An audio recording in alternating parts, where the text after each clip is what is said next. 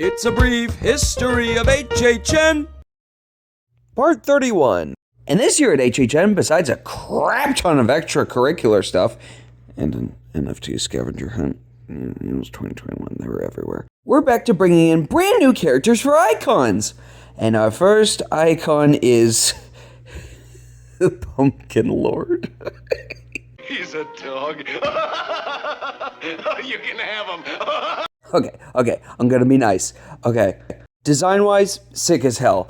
Backstory and concept, pretty decent. He's the spirit of Halloween. He has, dominion over everything, but, in execution, he's in the one scare zone at the front of the park, and that's it. And he can summon monsters from other scare zones, but as for him, he's kind of stationary, and he just kind of sits there and you know what? He's fine. As an icon, he's fine. Very, very far from the worst icon. He's just kind of there.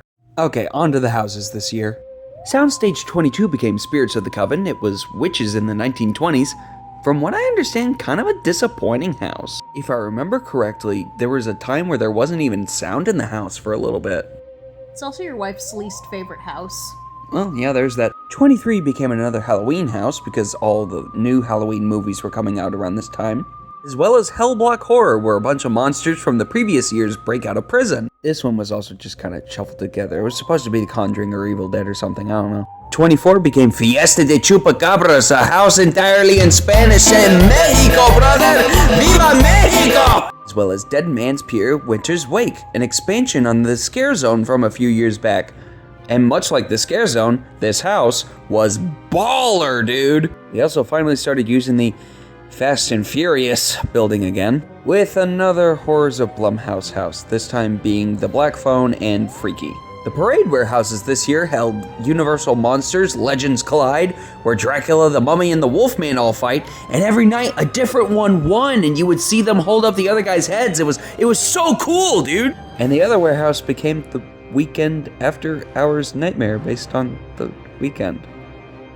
Why is he getting a haunted house? The Sprung Tents this year became Descendants of Destruction, a post-apocalyptic sequel to Seeds of Destruction. There's chuds in the subway.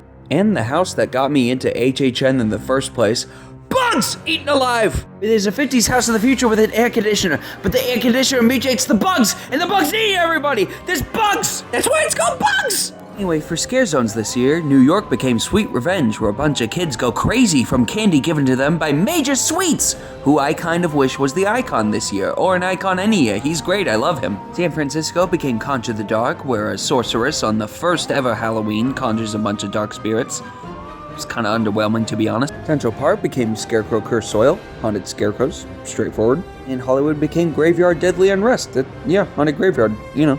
Also had a roaming chainsaw horde this year that I can only say in a specific voice. The mischievous chainsaw trick-or-treaters. Nightmare Fuel this year expanded into a wildfire, and the Lagoon Show was Ghoulish, a Halloween tale featuring licensed music and this freaking guy, the Killing Moon. I don't like him. And that was HHN 31. Solid year, probably a lot of your first years. And frankly, this would be a pretty good first year to go. But we can do better. And next year, do we get better. But for now, I hope you laughed. I hope you learned something. I'm Zach, and this has been A brief history of HHN.